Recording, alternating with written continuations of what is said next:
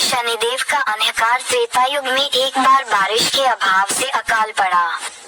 तब कौशिक मुनि परिवार के लालन पालन के लिए अपना गृह स्थान छोड़कर अन्यत्र जाने के लिए अपनी पत्नी और पुत्रों के साथ चल दिए। फिर भी परिवार का भरण पोषण कठिन होने पर दुखी होकर उन्होंने अपने एक पुत्र को बीच राह में ही छोड़ दिया। वह बालक भूख प्यास से रोने लगा। तभी उसने कुछ ही दूरी पर एक पीपल का वृक्ष और जल का कुंड देखा। उसने भूख शांत करने के लिए पीपल के पत्तों को खाया और कुंड का जल पीकर अपनी प्यास बुझाई। वह बालक प्रतिदिन इसी तरह पत्ते और पानी पीकर और तपस्या कर समय गुजारने लगा।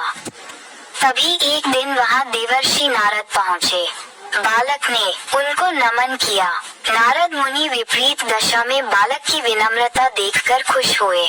उन्होंने तुरंत बालक का यथोचित संस्कार कर वेदों की शिक्षा दी। उन्होंने उसे ओम नमो भगवते वासुदेवाय की मंत्र दीक्षा भी दी। वह बालक नित्य भगवान विष्णु के मंत्र का जप कर तप करने लगा। नारद मुनि उस बालक के साथ ही रहे। बालक की तपस्या से भगवान विष्णु प्रसन्न हुए। भगवान विष्णु ने प्रकट होकर बालक से वर मांगने को कहा। बालक ने भगवत भक्ति का वर मांगा। तब भगवान विष्णु ने बालक को योग और ज्ञान की शिक्षा दी, जिससे वह परम ज्ञानी महर्षि बन गया। एक दिन बालक के मन में जिज्ञासा पैदा हुई। उसने नारद मुनि से पूछा कि इतनी छोटी उम्र में ही क्यों मेरे माता पिता से अलगाव हो गया, क्यों मुझे इतनी पीड़ा भोगना पड़ रही है। आपने मुझे संस्कारित कर ब्राह्मण बनाया है, अतः मेरी पीड़ा का कारण भी बताएं।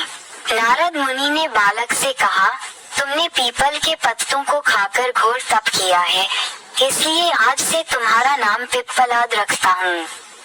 जहाँ तक तुम्हारे कष्टों की बात है, तो उसका कारण शनि ग्रह है, जिसके अहंकार वश धीमी चाल के कारण तुम्हारे साथ ही पूरा जगत भी अकाल की पीड़ा भोग रहा है।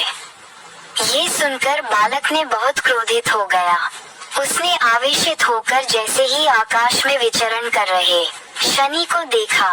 तब शनि ग्रह बालक पिप्पलाद के तेजोबल से जमीन पर एक पर्वत पर आ गिरा, जिससे वह अपंग हो गया। शनि की ऐसी दुर्दशा देखकर नारद मुनि खुश हो गए। उन्होंने सभी देवी देवताओं को ये दृश्य देखने के लिए बुलाया। तब वहाँ पर ब्रह्मदेव सहित अन्य देवों ने आकर बालक पिप्पलाद के आवेश को शांत कर कहा कि नारद मुनि द्वारा रखा गया तुम्हारा नाम श्रेष्ठ है और आज से तुम पूरे जगत में इसी नाम से प्रसिद्ध होगे।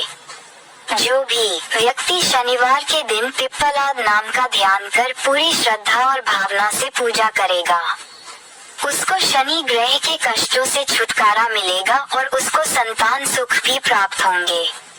ब्रह्मदेव ने साथ ही पिप्पलाद मुनि को शनि ग्रह की शांति के लिए उनकी पूजा और व्रत का विधान बताकर कहा कि तुम धराशायी हुए शनि को अपने स्थान पर प्रतिष्ठित कर दो, क्योंकि वह निर्दोष है। पिप्पलाद मुनि ने भी ब्रह्मदेव के आदेश का पालन किया और उनसे शनिश्चर व्रत विधि जानकर जगत को शनि ग्रह की शांति का मार्ग बताया। इसीलिए शनि ग्रह की शांति के लिए शनिवार के दिन पीपल के वृक्ष के साथ ही शनिदेव के पूजन की परंपरा है।